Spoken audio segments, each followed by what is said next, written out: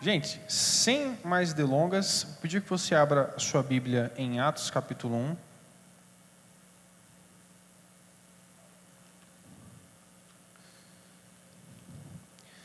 Gente, espera aí que a Bíblia do pregador não tem Atos.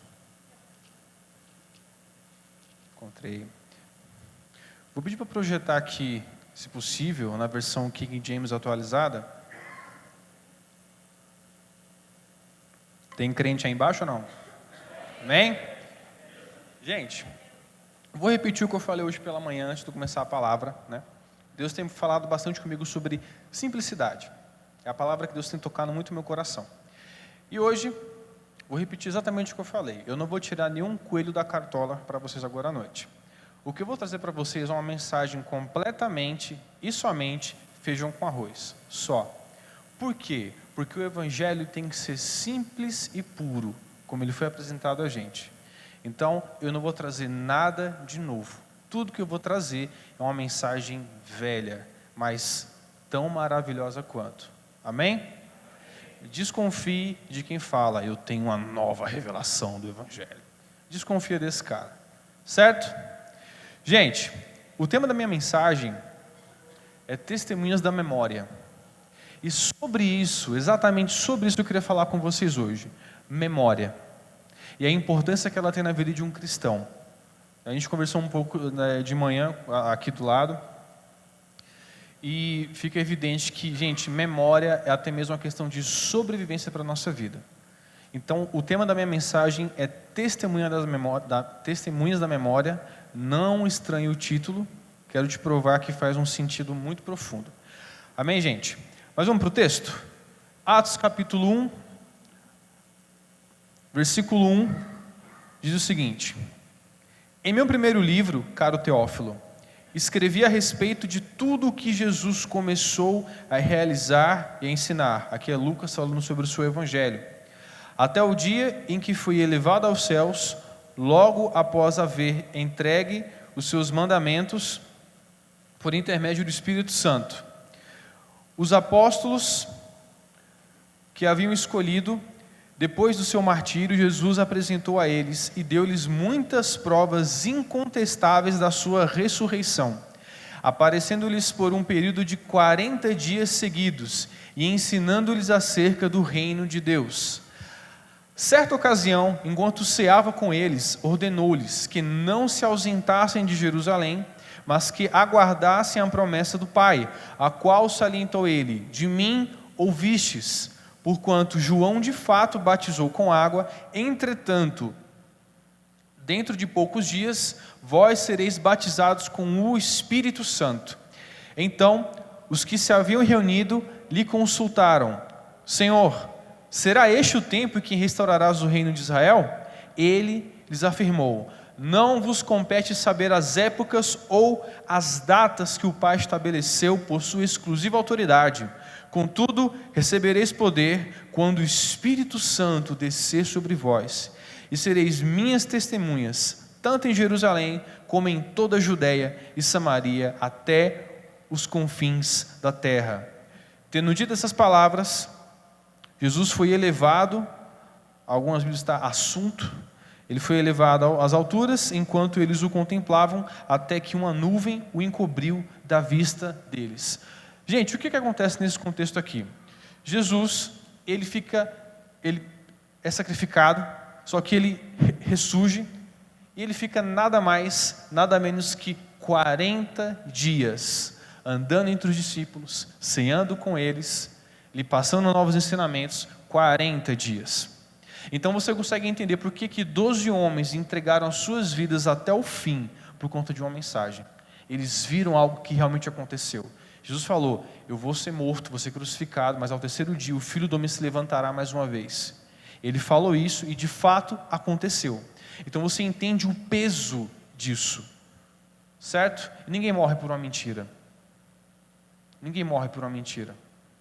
Isso aqui, para 12 homens darem a sua vida até o fim, e uma geração inteira de cristãos darem as suas vidas até o fim, é porque foi uma intervenção divina na terra. Amém?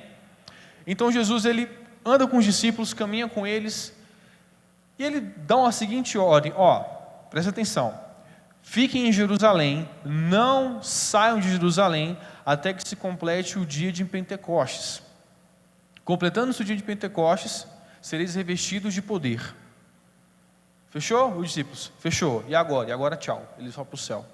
E os discípulos, nesse meio tempo, continuam a sua vida tradicional ali em Jerusalém.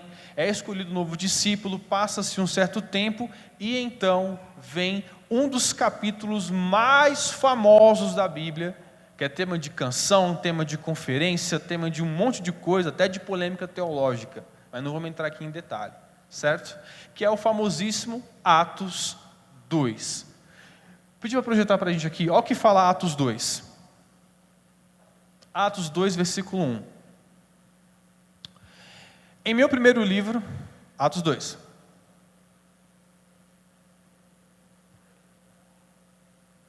É ao vivo, gente. É ao vivo. Problemas técnicos. E ao completar-se o dia de Pentecostes, estavam todos reunidos num só lugar. Versículo 2. De repente veio do céu um barulho semelhante a um vento soprando muito forte, e esse som tomou conta de toda a casa aonde estavam assentados. Versículo 3. Então todos viram distribuídas entre eles línguas de fogo, e pousou uma sobre cada um deles. Versículo 4. E todas as pessoas ali reunidas ficaram cheias do Espírito Santo e começaram a falar em outras línguas, de acordo com o poder que o próprio Espírito lhes concedia que falassem. Então, gente, Jesus faz uma promessa, ele fala, não vão embora, porque vai vir o Consolador. Jesus, ele promete. Gente, João capítulo 14, dever de casa, depois você lê, é um dos capítulos mais lindos da Bíblia. A promessa da eternidade, a promessa do Consolador. Aqui ele fala, virá alguém que o mundo não pode receber. Esse vai revestir vocês de poder. Então fiquem em Jerusalém até que ele venha, não saiam daqui. Então os discípulos obedecem e Atos 2 vem, bum, vem aquela descarga de poder celestial. E alguns teólogos vão falar que a igreja formalmente começa aqui. Mas é uma discussão muito longa. O que acontece aqui, algo acontece. Os discípulos começam a sair, curar. Em uma pregação, Pedro converte centenas de almas. Alguma coisa aconteceu. Isso é um fato. Mas presta bem atenção no contexto disso. Os discípulos não saíram de Jerusalém porque fizeram memória a uma palavra. Você está entendendo? Está comigo aqui? Eles fizeram memória a uma palavra. Espera aí, a gente não pode sair de Jerusalém. Vamos fazer memória ao que ele falou. Então vamos esperar. Então Deus vem, cumpre a promessa dele. Começa então a expansão da igreja a partir dali. Certo? Mas é isso que eu quero trabalhar com você essa noite. Eu quero trabalhar minha mensagem em 3 pontos. Deus é um Deus de memória. A importância de se fazer memória. E fazer memória é uma questão de sobrevivência espiritual. Por que eu estou que nem um looping falando de memória, memória, memória, memória? Tudo o que Deus faz, tudo, é constituído de significado e memória. Samuel pega pedras, coloca num ponto e fala, Ebenezer, até que nos ajudou o Senhor. Um objeto no templo é colocado, falou, isso aqui porque representa algo em Deus nas regiões celestiais. Opa, então não vamos adulterar isso aqui. Memória, significado. Então tudo que Deus faz não é à toa, tudo que Deus faz é carregado de memória, significado, sempre, certo? Gente, eu costumo brincar e falar que Deus ele é um Deus farreiro. Por quê? Porque, gente, o judeu tem várias festas durante o ano. Ele tem a festa das luas novas, Yom Kippur, ele vai ter a festa dos tabernáculos, festa das tendas, festa das semanas, é muita festa. Mas por que Deus ele decretou tanta festa? Gente, um feriado ele tem a seguinte missão, memória coletiva. Tiradentes não é só dia para você viajar, embora a gente só faça isso. Tiradentes é para você lembrar de um cara que foi importante para a República, mas não vamos entrar em aula de história, que história é chato, né? Mas Tiradentes não é essa a ideia. Mas, gente, datas têm uma função de trazer memória. Por isso que Deus estabelece a Páscoa. Os judeus até hoje celebram a Páscoa. E por quê? tudo está carregado de símbolo. Façam isso porque um dia vocês foram peregrinos em terra estranha. Lembre-se, memória. Eu estou nesse loop de memória, mas eu quero te mostrar a importância da memória. O próprio dia de Pentecostes, ele é escolhido e não é à toa. Existe um significado profético exatamente no dia de Pentecostes. Por que Jesus podia falar assim, fica aqui que amanhã vai descer o Espírito Santo? Fechou. Não, ele larga a promessa e é exatamente no dia de Pentecostes. Pentecostes, meu querido, ele está baseado em cima de dois significados. A primeira vez que aparece Pentecostes na Bíblia, tá? A festa das semanas, é lá no versículo 34 de Êxodo. E, gente, há capítulo 34, e há capítulos na Bíblia que eles são divisores de água. E Êxodo 34 é um deles. Por quê? Deus ia acabar com a brincadeira ali. Gente, pensa comigo.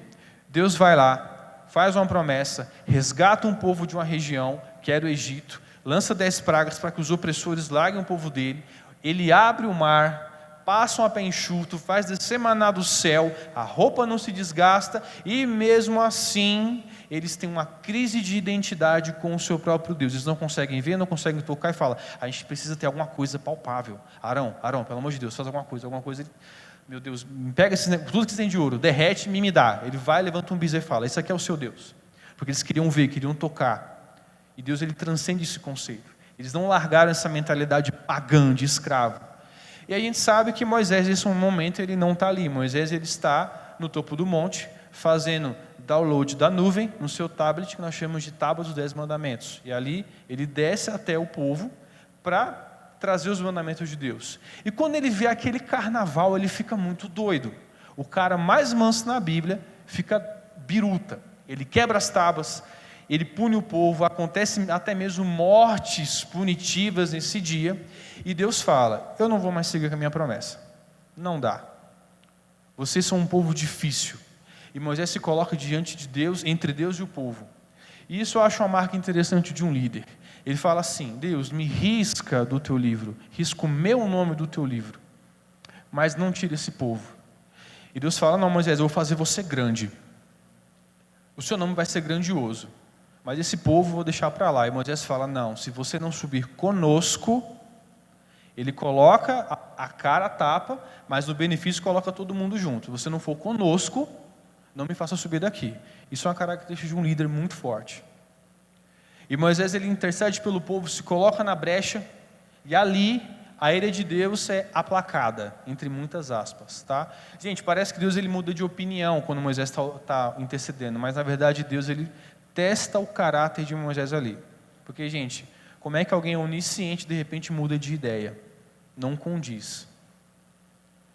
Então ele testa o coração, Moisés afina a sua liderança, e Deus fala, beleza, Moisés, sobe de novo, traz o tablet, fazer download de novo para você, os 10 mandamentos, você volta, e ele estabelece várias festas, ele resgata lá a festa lá da Páscoa dos Pães Ázimos, ele começa a instaurar um monte de festividades, e ali ele joga a festa das semanas, ou o famosíssimo Pentecostes, como é chamado em grego. Por que é Pentecostes? É um dia depois de um sábado, 7 semanas, 49. 49 mais 1, 50. Então, ele estabelece a festividade aqui. E o primeiro significado do Pentecostes é aliança. Presta atenção. O primeiro símbolo de Pentecostes é aliança, recebimento da palavra. Deus está firmando a aliança com o povo dele. Certo. Lá em Levítico 23, quando o povo está chegando na terra prometida, Deus fala o seguinte, ó, vocês vão celebrar a festa das semanas, ou Pentecostes, e vão trazer as primícias das colheitas para mim. Beleza, povo? Beleza. Então, o segundo significado de Pentecostes, biblicamente, é colheita. Então, grava isso. Aliança e colheita. Jesus, ele fala, não saiam daqui. E, de repente, no dia de Pentecostes, vem o Espírito Santo. O que é o Espírito Santo? Ele é fruto do penoso trabalho de alguém. Jesus, quando ele rasga o véu, temos acesso a Deus e ao Espírito Santo. Por isso, meu querido, que Isaías 53:11 fala: e ele verá o fruto do seu penoso trabalho. Frutos. Isso é um fruto. Colheita. E aliança. Cordeiro de Deus, sacrifício, aliança. Tudo que Deus fez é ligado à memória, significado. Nada é à toa. Amém? Estamos juntos? Então eu estou tentando te mostrar como que memória é importante. Gente, se tem uma pessoa que respeita a tradição, chama-se o tal do judeu. Eu trabalhei em uma empresa aqui durante 2 anos e todo dia que chegava o dia do Yom Kippur, parava tudo. Tudo. Eles iam lá e faziam todo o ritual. Imolavam o animal, passavam sangue nele em tal área. É fechamento de mês. Não interessa. Yom Kippur. Os donos eram judeus. Por quê? Memória. Um dia fomos estrangeiros em terra estranha. Amém? Gente, mas agora que você está começando a entender a importância de memória, qual que é o grande defeito, o grande problema de você não ter memória? História é identidade. Se eu apagar todo o seu passado, você não sabe quem que você é, de onde você veio, seus sucessos, seus fracassos, você perde total referência. Falei pela manhã que tem um cara, um intelectual já falecido chamado Shevchenko, e ele fala que o século XX é como se fosse uma montanha-russa. Ele sobe, desce e faz um loop. E o loop ele fala que é a tecnologia. Por quê? É tanta informação acelerada, é tanta corrida, é tanta loucura, que como um looping deixa alguém confuso e sem referência onde é norte, sul, cima e embaixo. A juventude não consegue processar o acúmulo de informação, o aceleramento da vida moderna. E eles não sabem mais o que é sentar com um velho na praça e escutar um caos, uma conversa.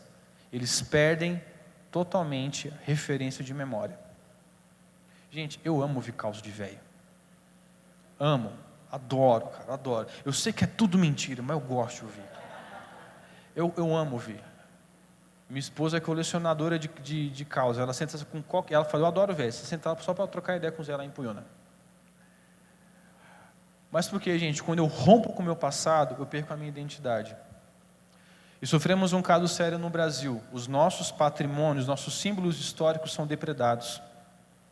Tem uma praça do Japão ali em cima, toda pichada. Esse é um desrespeito muito grande. Por quê? Diz que uma geração estrangeira veio para cá e constituiu a cidade. Apagar isso é apagar a história. Estão fazendo isso com o nosso país. Terrível. Mas não é o ponto da mensagem, gente. Mas a importância de memória, você está começando a entender? Amém? Gente, vou pedir que você abra sua Bíblia em Êxodo capítulo 2. A gente vai fazer uma revisão aqui, feijão com arroz, de Gênesis, tá? Mas eu quero que você abra lá em Êxodo capítulo 2.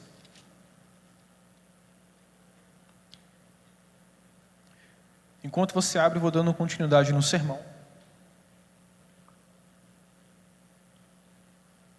O Senhor se apresenta a Moisés como o Deus de seus ancestrais, ou Deus de seus pais, algumas versões. Por quê? Vamos ler comigo. Êxodo capítulo 2, você vai para o versículo 24. Olha o que fala. Deixa eu olhar aqui, vamos ler junto aqui. Ouviu Deus o lamento do povo e lembrou-se da aliança que fizera com Abraão, Isaque e Jacó. Agora, pula comigo lá para o versículo... pula mais um capítulo, capítulo 3, versículo 6 agora. Olha o que fala. Disse mais: eu sou o Deus de teus pais, o Deus de Abraão, o Deus de Isaque e o Deus de Jacó.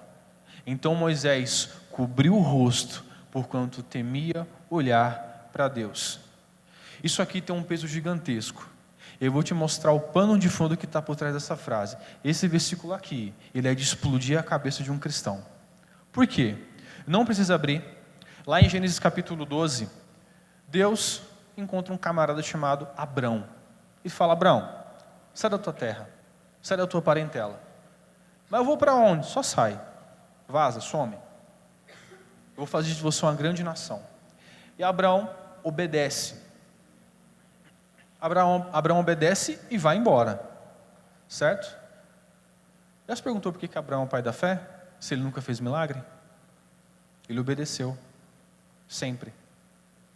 Obedecer constantemente, isso é fé. Então Abraão, ele vai embora, obedece o chamado, vai sem direção nenhuma, ele caminha por uma terra que não é dele, ele vai, caminha, para em Canaã. E Deus fala o seguinte: Abraão, olha para tudo que está na tua volta, contempla, até onde teus olhos alcançam. Tudo isso eu vou dar de herança para a sua descendência. Mas eu sou muito velho. Abraão já estava na casa dos 70, 80 anos. Já sei, eu vou arrumar um filho com alguma concubina. Falou, não, o filho é seu.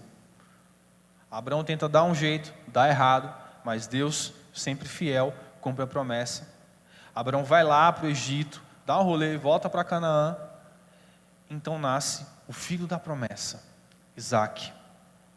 Isaac cresce, é um rapaz belo, formoso, segundo o que afirma as Escrituras. E ele casa-se com uma moça chamada Rebeca, né? Virou até tema de cantada gospel. Todo Isaac tem a sua Rebeca. E ele casa-se com ela. Há um momento de provação que, antes do casamento, que Deus testa o coração de Abraão. Nesse meio tempo, uma cidade fulminada por causa do pecado, o rei sai em guerra. Isaac tem então um filho com Rebeca, que é o famosíssimo Jacó.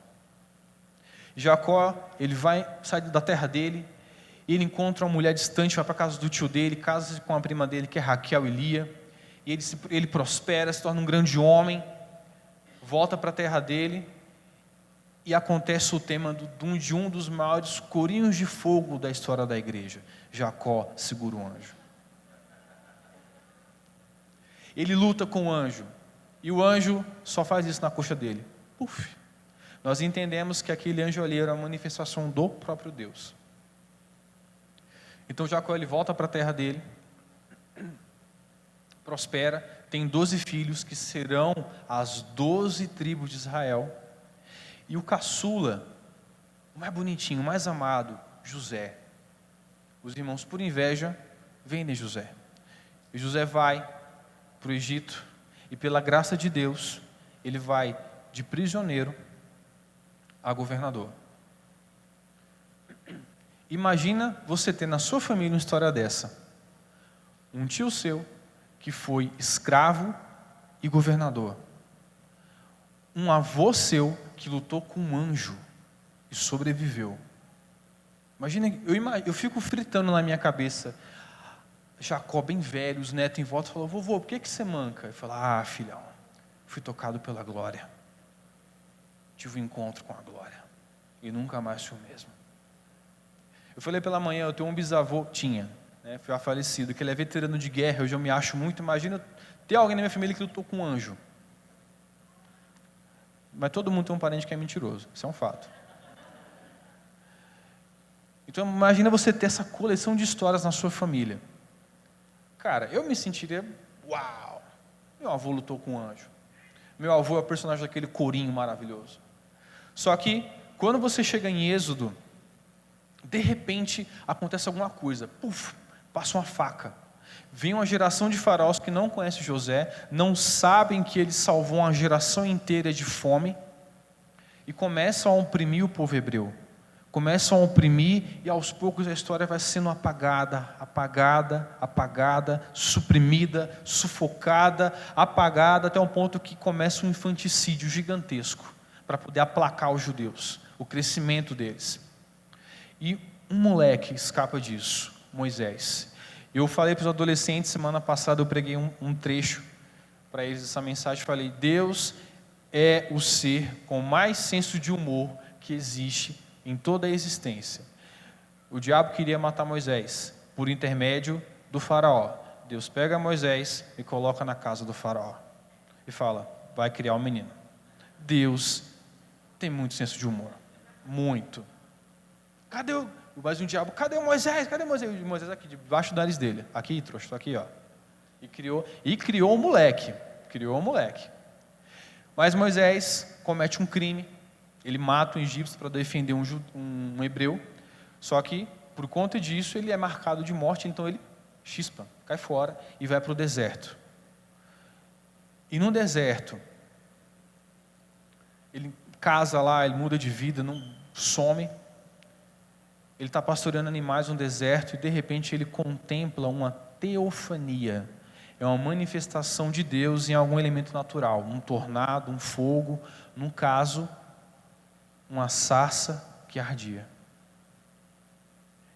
E Moisés, ele está lá, ele olha aquela sarça, ele vai chegando perto da sarça, e a Gabriela Rocha começa a cantar. Eu não resisti, fiz a mesma coisa de manhã. E eu olho para aquela sarça, ele começa a ir em direção à sarça, porque ele fala, cara, essa sarça está pegando fogo, mas não se consome. O que é isso? E ele vai chegando, e aí, meu querido, Êxodo 3:6 entra em cena. Ele só escuta uma voz sair da sarça. Moisés, ele trava. Moisés, tira a sandália do seu pé. Ele congela. Se você tem filho pequeno, procure um filme chamado Príncipe do Egito e mostre para ele a cena dessa parte. Ela é de encher os olhos. Eu, velho, já me encanto, imagina uma criança pequenininha. Ele trava e fala, vem cá, Moisés. Ele chega perto e fala, quem que é você? E Deus não fala, eu sou o Criador dos céus e terra, poderoso, ostentoso, inoxidável, o grande Deus. Ele só fala, eu sou o Deus de Abraão, Isaque e Jacó. Memória. A escravidão durou mais ou menos 400 anos. Aconteceu uma lacuna histórica.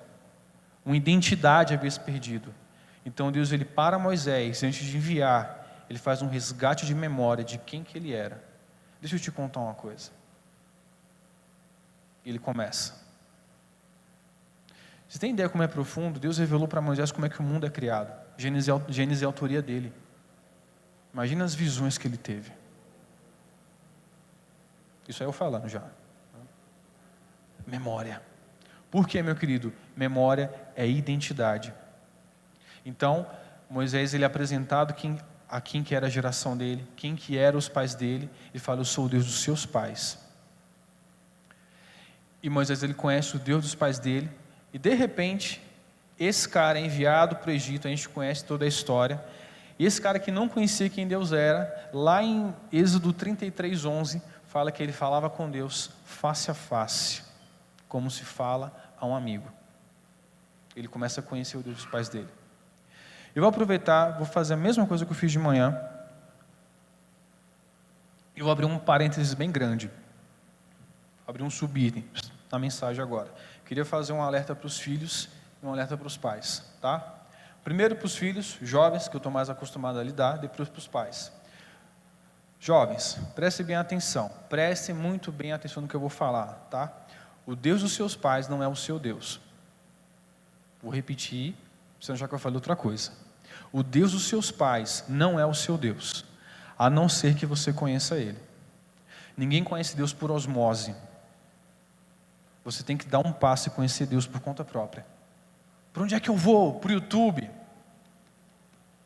A venda nas melhores livrarias. Procure conhecer o Deus dos seus pais. Sabe por quê? Um dia você vai crescer, vai sair de casa. E se o Deus dos seus pais não for o seu Deus, ele vai ser tão estranho quanto um tio, que é muito querido pela sua família, mas para você é um estranho. Não conheço. Conheça o Deus dos seus pais. Agora, pais, prestem muita atenção. Discipulem seus filhos. Discipulem seus filhos. Eu preguei para os adolescentes há uns anos atrás uma série chamada Heróis da Fé. A gente estava conversando sobre o que era um herói, o que era o sacrifício de um herói. E a gente começou a falar sobre autoridade. E eu perguntei para eles, qual que é a maior autoridade da vida de vocês na Terra? Falaram, pastor. Eu falei, não, gente, está mais perto. Não sei, seu pai e sua mãe. Ninguém tem maior autoridade do que seu pai e sua mãe. Sabe por quê, gente? Espero que vocês não riam, tá? Eu sou professor. Eu ministro aulas de história e filosofia. E os alunos que mais me enchem a paciência é filho de crente. Ou espécie ligada é um fogo espiritual que não é do céu. Não é.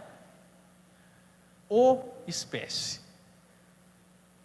Eu vou ver filho de bispo, pastor, ministro de louvor, alguém envolvido, um diácono. Não, e pior é quando o desgraçadinho sabe que eu sou crente, aí você tenta se comportar, porque vai que ele conhece meu pai, aí fica mais calmo. Sempre, sempre. Discipulem seus filhos. Toda vez que eu chego numa sala de aula e tem lá a curva de rio, eu falei hoje de manhã, a 11ª praga do Egito, na minha sala, que quando eu fecho a porta da sala de aula, eu percebo, cara, eu estou trancado com ele. Socorro. Se eu puxo a capivara, por detrás daquele moleque atentado, aquela menina desrespeitosa, tem um pai ou uma mãe que fracassou. Tinha um aluno meu, ano passado eu peguei os primeiros anos, pós-pandemia, a milhão, mas a milhão, eu falei, socorro Deus, misericórdia. Eu quase orei o salmo, olho para o monte de onde vem o meu socorro, quando eu estava dentro da sala de aula. Terminei o ano quase chorando porque estava deixando eles. Por quê? Foi criando-se um vínculo. E tinha um aluno na sala de aula que ele era muito atentado, muito atentado. Só que era aquele moleque que se dava uma pressão, ele parava, pelo menos na minha aula. E ele sentou na minha mesa, começamos a conversar, falei, cadê teu pai? Baixou a cabeça. Cadê teu pai? Está preso, professor. Eu fiquei, e agora? E aquela sala, que me dava mais dor de cabeça, uma vez eu sentei na mesa para começar a mexer no computador, montar nota, senta um tranqueirinho do meu lado, outro do meu lado, e começa a conversar comigo. Por quê? Eu dei um pouquinho de atenção. Tu joga bola? Jogo. Não entendo nada de futebol. Falei, que top, cara. Eu começo a puxar a conversa com a cabecinha. E eu ganho um moleque. Discipulem seus filhos. Pais, ensinem suas filhas a saber o quão preciosas elas são. Elogiem elas, ensinam a terem respeito próprio. Mostre a elas o que é carinho e respeito. Antes que o tranqueira da sala dela elogie ela primeiro que você. Isso é muito sério. Faça isso. Ensina ela a tomar cuidado com toque, palavras, tratamentos. Trate ela e fale, assim que o marido deve tratar você. Pais, seus filhos, ensine-os a terem respeito próprio, porque está cheio de menina por aí que quer sambar em cima da cabeça de alguém. Alguém para poder puxar na coleira. E se vocês não ensinarem essas meninas da vida, vão achar os seus filhos. Isso é muito sério. Você é pai, Vitor? Não. Mas às vezes eu sou pai sem ser. Sem me colocar, alguém me coloca uma fantasia de pai e fala, me ajuda. Eu lido com os filhos dos outros todos os dias. E está num nível tão grande, gente. Gente, você sabe quando é que um filho tem amparo do pai. Uma menina, certa vez, foi na minha mesa para poder entregar uma atividade. E ela estava com os olhos inchados. Eu falei, o que você tem, menina? Peguei o braço, ó. Peguei o caderno, fui passar o visto, só escutei aquele fungado.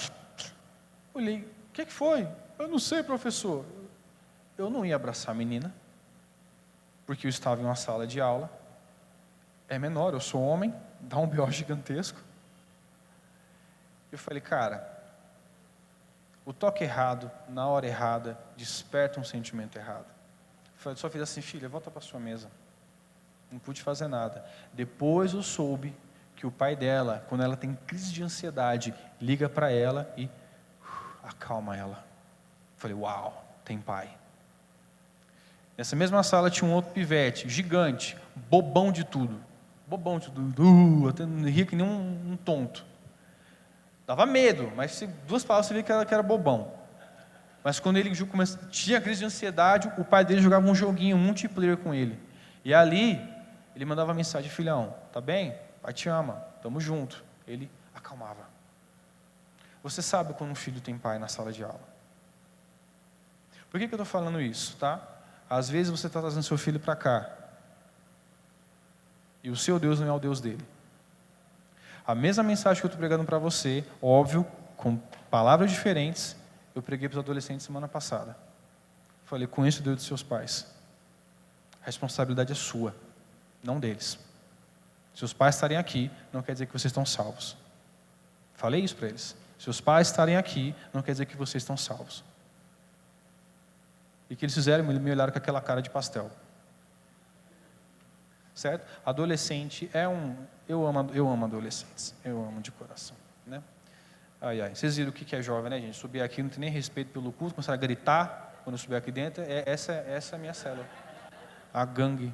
O pastor falou, eu achei bonitinho no dia da família, pastor, temos a célula tal. Aí quando foi a minha, a gangue do Vitor. Certo, gente? Para quebrar o clima que eu percebi ficou um pouco tenso. Amém? Vamos voltar? Estamos juntos? Beleza, gente? Então, esse Moisés, que não conhecia Deus, lembra do Pentecostes, quando ele é estabelecido?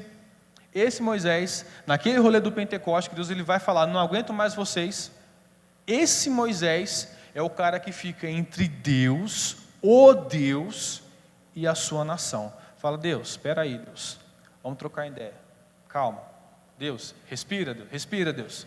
Deus, pelo amor de você mesmo, me escuta. Lembra das suas promessas, lembra do que você falou. E ali a ira de Deus é aplacada. Fala: fechou. O cara que não conhecia Deus salvou a geração dele. Uau, cara. Conheçam o Deus de seus pais. Amém? Gente, terceiro ponto.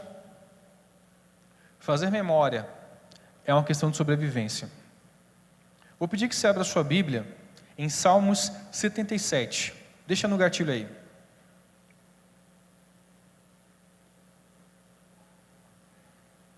Você vai abrir sua Bíblia em Salmos 77, versículo 9.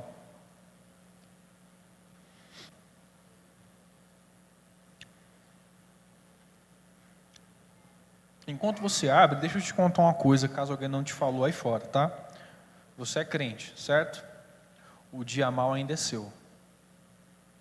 Ninguém fica blindado por dia mal depois que vira crente.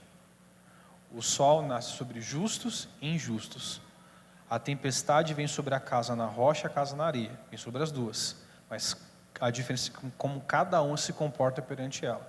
Então, queridão, vai vir abacaxi para você. Amém? Tamo junto? Isso é promessa, cara. No mundo tereis aflições. Amém? Tamo junto, pessoal. Então, um dia, o dia mal vem. Só que, quando o dia mal chegar, as suas memórias podem salvar a sua vida. Salmo 77, versículo 9. Olha o que o salmista está falando. Acaso Deus se esqueceu de ter compaixão? Ou a cólera? Opa!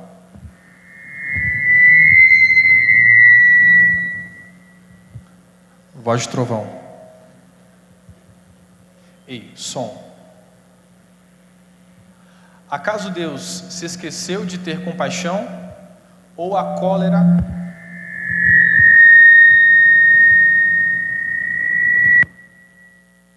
Espera aí. Eu vou apelar para o que há muito Ele realizou. A sua mão direita fez. 11. Versículo 11. Recordo-me dos feitos do Senhor. Lembrado estou dos teus milagres de outrora. E 12. Versículo 12. Penso em todas as suas obras e medito em teus prodígios. Agora você pula um capítulo, vamos para o Salmo 78.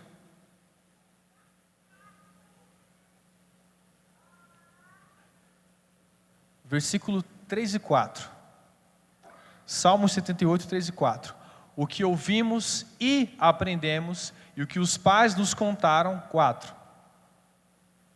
Não ocultaremos aos filhos, transmitiremos à geração vindoura as gloriosas realizações do Senhor, seu poder e as maravilhas dos seus feitos. Gente, o que é fazer memória? É meditar, procurar conhecer ao Senhor e procurar fazê-lo conhecido.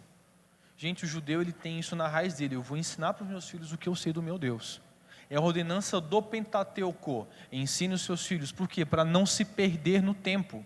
Fazer memória. Gente, isso é muito importante. E por que isso é tão importante, meu querido? Porque um dia o dia mal vai vir.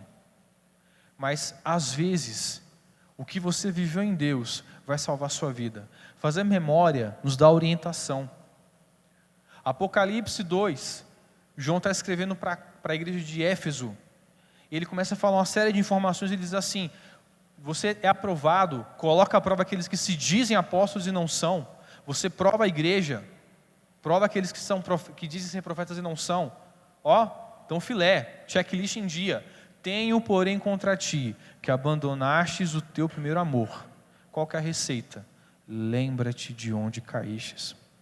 Memória. Às vezes você está frio na fé, tomou decisões erradas, volta na cabeça. Espera aí, o que eu deixei passar? Memória. E é tão importante isso, que eu vou pedir que joga para a gente 1 João, versículo 1. Nessa igreja de Éfeso surge uma heresia. Havia uma filosofia helenística chamada gnosticismo. E o que ela dizia? Tudo que é matéria, tudo que é palpável é corrupto, porque a carne se corrompeu. Tudo. E os adeptos dessa filosofia, eles eram ascéticos. O que era isso? Era praticamente um mendigo. O cara se abnegava da família, dinheiro, profissão, pátria e saía, vivendo a vida, sem se apegar a nada, porque a matéria é corrupta. E isso entra dentro da igreja e se entranha. E o que essa heresia fala? Jesus não tem como ser Deus, porque a matéria é corrupta. Logo, se Deus se faz carne, ele entra em pecado. Se Deus é santo, ele não se mistura com pecado. Logo, Jesus não é Deus, é um ser criado. Deu para entender a aula de filosofia? Sim? Chama-se gnosticismo. Essa heresia entra dentro da igreja. E começa aquele debate: nossa, será que é mesmo? Será que Jesus é Deus mesmo? Nossa, não sei. Estou com dúvida agora, cara. Que BO, hein? Puxa vida, vamos trocar ideia, conversar. E começa um ribuliço teológico na igreja de Éfeso. Será que Jesus é realmente Deus? Será que Deus desceu na terra mesmo? Poxa, alguém aqui viveu lá? Não vivi. Nossa, o que nós faz agora? Então, um velhinho levanta a mão. Ele fala, 1 João capítulo 1, o que era desde um princípio, isso aqui é João, o que ouvimos, vimos com os nossos olhos, o que contemplamos e nossas mãos apalparam, a respeito da palavra da vida. O que João está falando aqui? Aquele quebra-pau, nossa, será que realmente Jesus ele era filho de Deus? Ele levanta o velhinho e fala assim: queridão, eu vi, eu ouvi, eu toquei nele, coloquei minha cabeça no peito dele, era ele. Memória. Memória pode salvar a sua vida. Isso aqui não é a Bíblia falando, isso aqui é eu falando. Eu imagino no meio daquela treta o velhinho falando isso aqui, o povo. É o João. Ele estava lá. Ele viu. Fala, era ele. E ele faz memória. Faça memória das coisas que Deus fez na sua vida. Sempre. Deus ele é bom. Porque não existe nada, a gente já está falando sobre testemunhos. Não tem nada mais poderoso do que um testemunho verdadeiro. Cadê o Isaac? Ali? Quem viu o podcast do Isaac?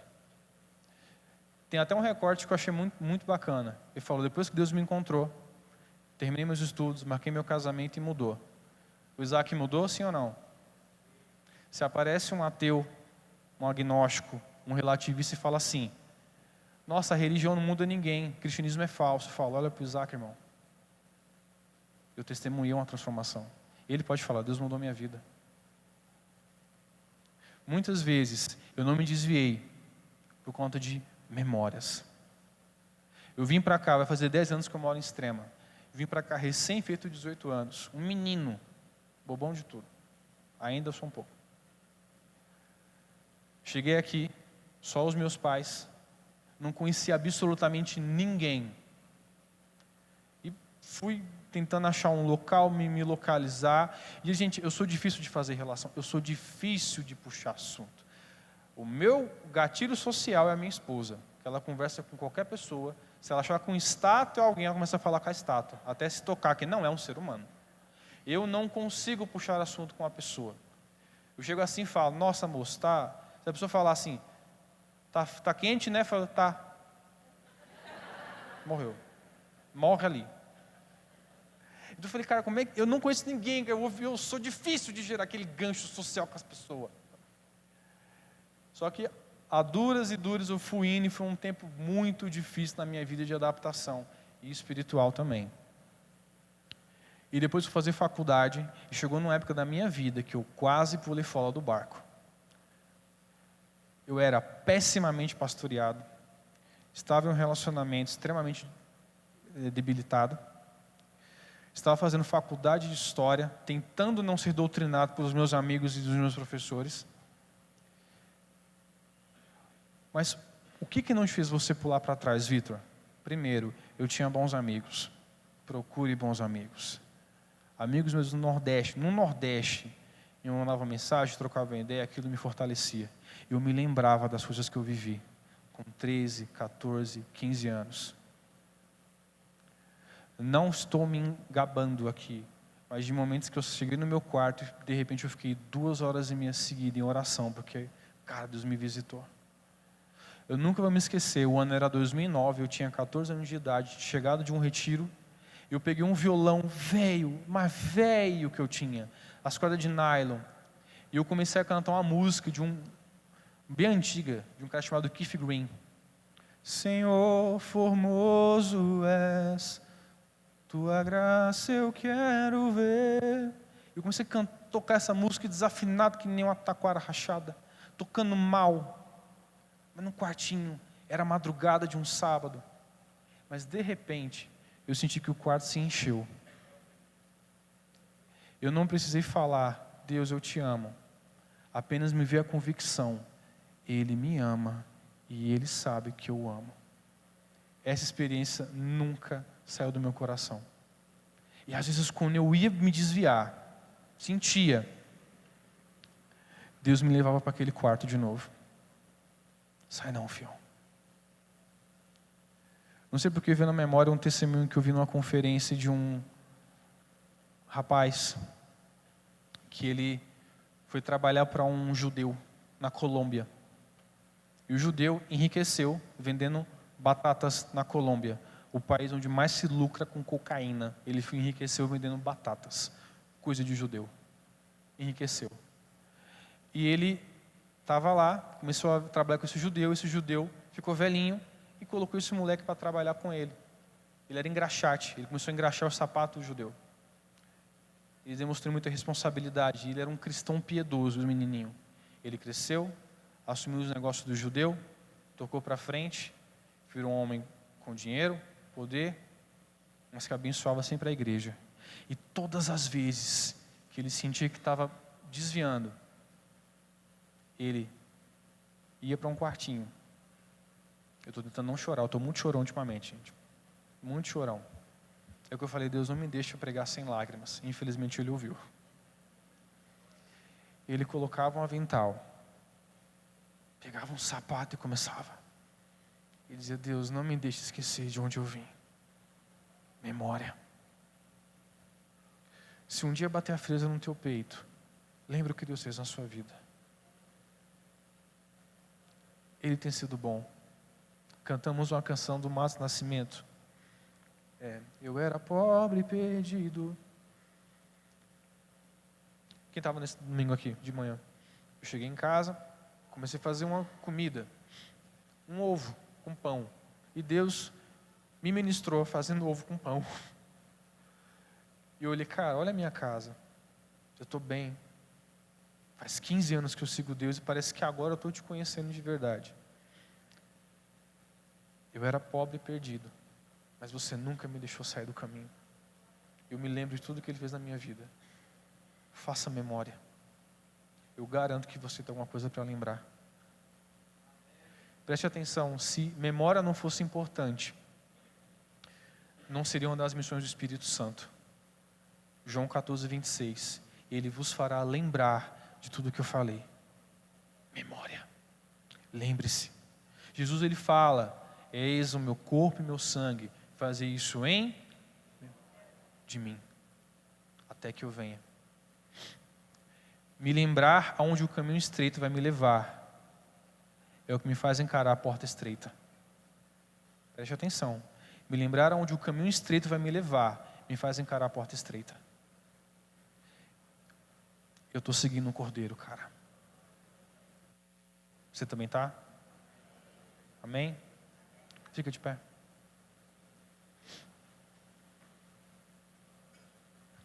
Jeremias fala que temos que trazer à memória aquilo que nos dá esperança.